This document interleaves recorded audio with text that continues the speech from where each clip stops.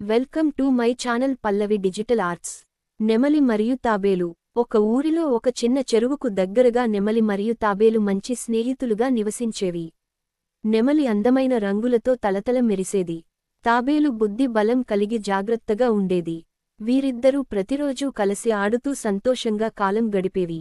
ఒకరోజు నెమలి తన రెక్కల రంగులను చూసి అహంకారంగా తాబేలుతో ఇలా అంది. చూడు తాబేలు, నాకున్న ఈ అందమైన రెక్కలు నీకు ఎక్కడ ఉన్నాయి? నువ్వు చాలా మందసమైన జీవివి. తాబేలు నవ్వి అంది. నెమలి, అందం మన బాహ్య రూపంలో కాదు, మన ప్రవర్తనలో ఉంటుంది. నీ అందం గొప్పది కాని అది ఏ విధంగా ఉపయోగపడుతుందో ఆలోచించు. నెమలి ఈ మాటలు వినిపించుకోలేదు. అదే సమయంలో ఆ చెరువు దగ్గరికి ఒక వేటగాడు వచ్చాడు. అతను నెమలిని పట్టుకోవడానికి ప్రయత్నించాడు. నెమలి భయపడిపోయింది. కాని దూరంగా ఎగరలేక చెరువు దగ్గరే చిక్కుకుంది. తాబేలు ఈ పరిస్థితిని గమనించి వెంటనే ఒక ప్రణాళిక ఆలోచించింది. తాబేలు వేటగాడి దృష్టిని మరలించేందుకు నీళ్లలో ఒక బండరాయి వేసి చప్పుడు చేసింది. వేటగాడు నీళ్లను చూసి నెమలిని విడిచి ఆ దిశగా వెళ్ళిపోయాడు. ఈ అవకాశాన్ని ఉపయోగించి నెమలి వేగంగా చెరువు బయటకు పారిపోయింది.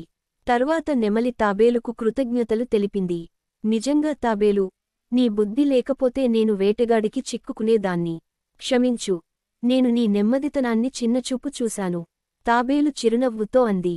మనలో ప్రతి ఒక్కరికి ఒక ప్రత్యేకత ఉంటుంది. ఒక్కోసారి మన బలం అవసరం పడుతుంది. స్నేహితుల మధ్య సహాయం అత్యంత ముఖ్యమైంది.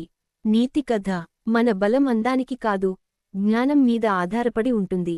మిత్రులను తక్కువగా చూడకూడదు. వారు అవసరమైనప్పుడు మనకు ఎంతో విలువైన సహాయాన్ని అందిస్తారు. Thank you so much for watching. Please like, share and subscribe.